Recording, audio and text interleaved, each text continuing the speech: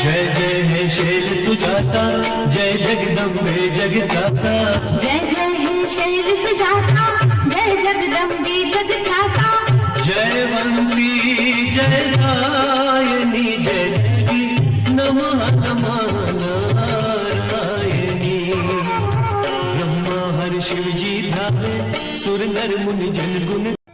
ओम नमो सूर्याय सौरमथेन्दुरुचिपदेवीं सन्मंगलं मंगलं सद्बुद्धिं बुधस्य गुरुस्य गुरुतां शुक्रं सुखं संसनि। राहुर्बाहुबलं करोतु सततं, केतुकुलस्योन्नतिं नित्यं प्रीतिकरा भवन्तु मम ते सर्वानुकूलाग्रा। ब्रह्मा मुरारिस्त्रिपुरान्तकारी, भानो शशी भूमिसुतो बुधस्य, गुरुश्च शुक्रासने राहुकेत्वा, सर्वे ग्रहा शांतिकरा भवन्तु।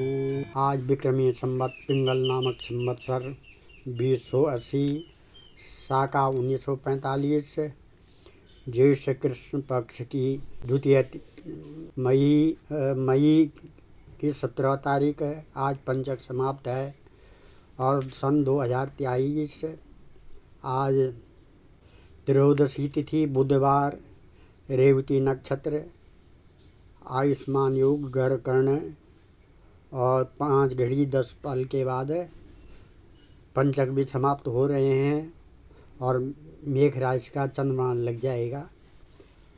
आज की कुंडली है वृक्ष राशि में सूर्य, मिथुन राशि में शुक्र, कर्क राशि में मंगल, तुला राशि में केतु और कुंभ राशि में शनि, मेष राशि में बृहस्पति, बुध और राहु और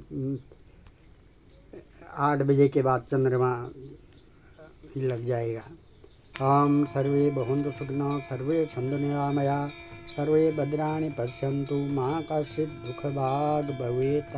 ओम शान्ताकारं भुजगशयनं पद्मनाभं सुरेशं, विश्वाधारं गगनसदृशं मेघवर्णं शुभांगं, लक्ष्मीकान्तं कमलनयनं योगविद्यानगम्यं, वन्दे विष्णु भवभयहरणं सर्वलोकैकनाथम्। अच्युतं केशवं रामनारायणं, कृष्णदामोदरं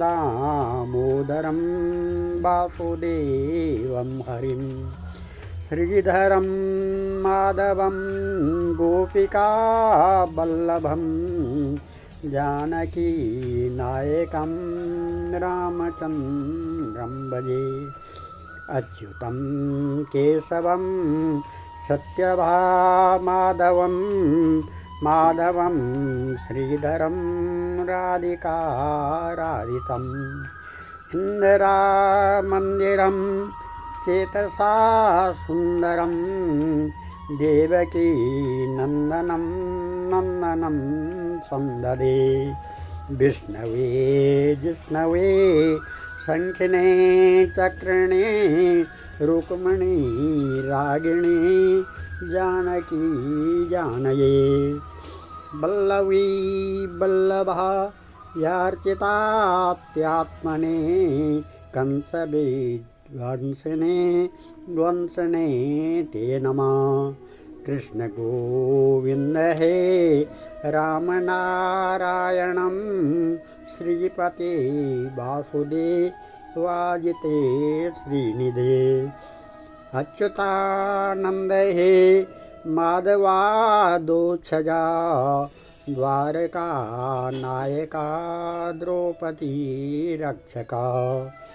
राक्षसा क्षोभिता सीतया शोभितौ, दंडकारण्यभू पुण्यता कारण।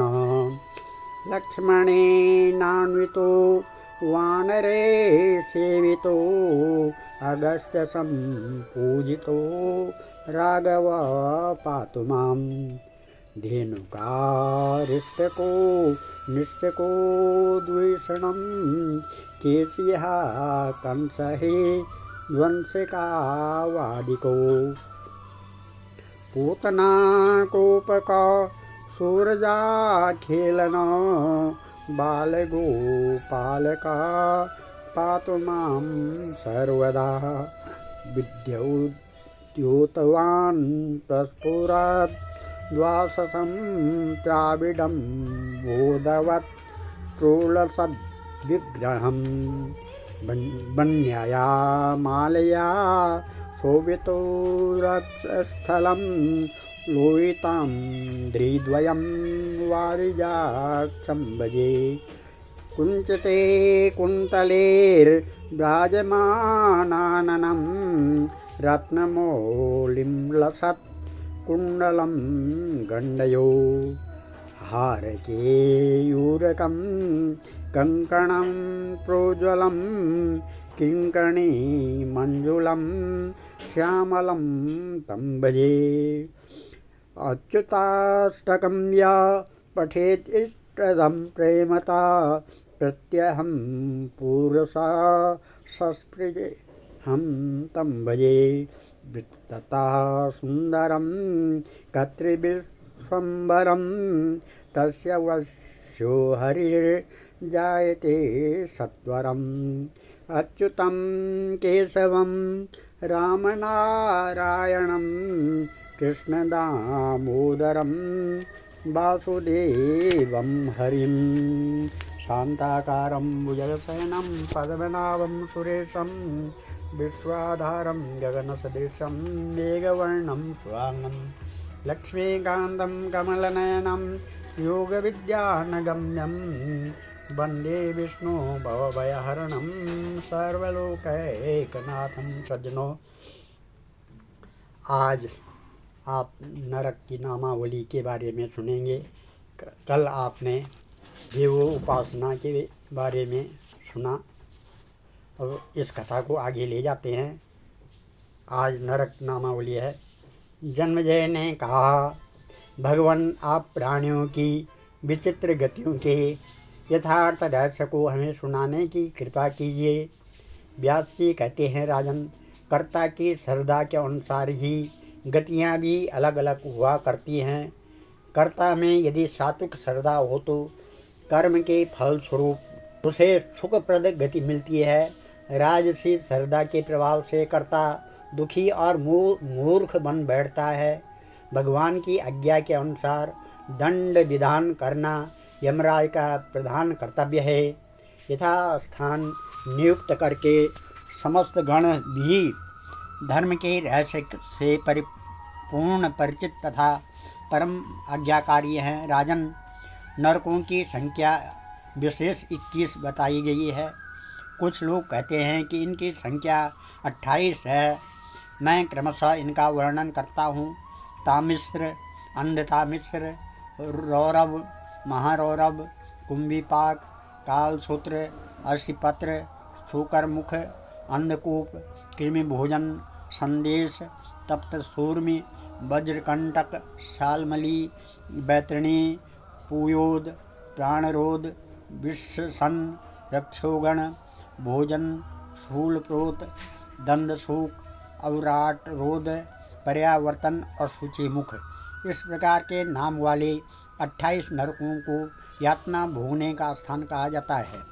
जन्मेजय ने कहा, सनातन मुने, जिनके फलस्वरूप नरकों की प्राप्ति अनिवार्य है, वे विविध कर्म कौन से हैं? इस प्रसंग को मैं सम्यक प्रकार से सुनना चाहता हूँ। व्यास जी कहते हैं, राजन, जो दूसरे के धन, स्त्री और पुत्र का अपहरण करता है, उस दुरात्मा को यमराज के दूत पकड़ कर ले जाते हैं।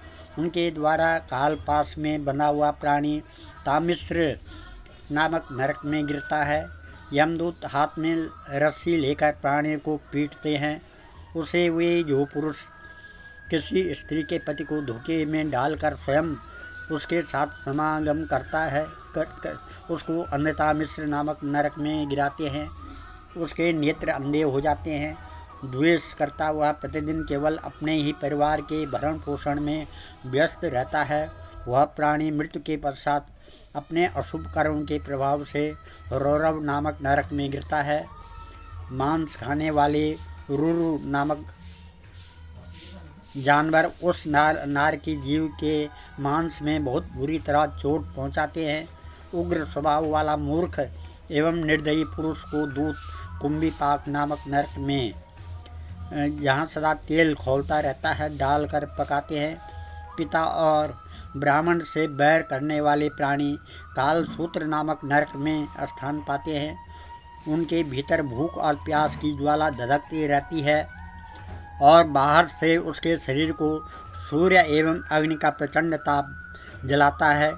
जो पाखंड का आश्रय लेता है उस पापी व्यक्ति को यमदूत अश्वपत्र नामक नरक में डाल देते हैं। अश्वपत्र में दोनों ओर तेज धार रहती है। संपूर्ण शरीर छिद जाने पर हाय मैं मारा गया वह यूं चीख उठता है। जो अधर्म पूर्वक शासन करता तथा ब्राह्मण को भी शारीरिक दंड देता है वह नरक का अधिकारी पापी व्यक्ति यमराज के दूतों द्वारा शूकर मुख नाम के नरक में गिराया जाता है। यमदूत उसके अंगों को ईख गन्ने की भांति कोलों में पेरते हैं। जो मनुष्य अन्य व्यक्तियों को कष्ट पहुंचाता है तो उस कुकर्म के फलस्वरूप उसे अंधकूप नामक नरक में गिराया जाता है। जो कुछ भी भोज्य पदार्थ प्राप्त हों उसे पंच यज्ञ करके विभाजित करने के पश्चात ही भोजन करना चाहिए। यह शास्त्रोक्त नियम है। जो मनुष्य ऐसा नहीं करते हैं उन्हें काक कहा गया है। इस कुकर्म के फलस्वरूप यमराज के भयंकर दूत उस पापमय प्राणी को कृमि भोजन नामक नरक में गिराते हैं। भोजन बनाकर अकेला स्वयं ही खा जाने वाला व्यक्ति कीड़ा होकर इस कुंड में वास करता है। जो लोगों से चोरी या जबरदस्ती करके सोना या रत्न छीन लेता है उसे मरने पर यमराज के दूत संदेश नामक नरक में गिराते हैं। अग्नि के समान संतप्त लोहे के पिंडों से उसे दहकाते हैं।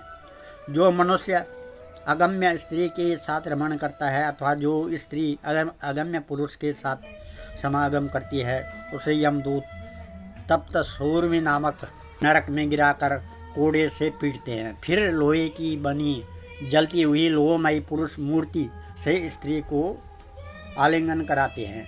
जो महान पापी व्यक्ति पशु आदि समस्त प्राणियों के साथ व्यभिचार करता है उसे मरने पर यमराज के दूत सालमली नामक नरक में रखते हैं। यह वज्र के समान लोहमय कांटों से भरा हुआ नरक है।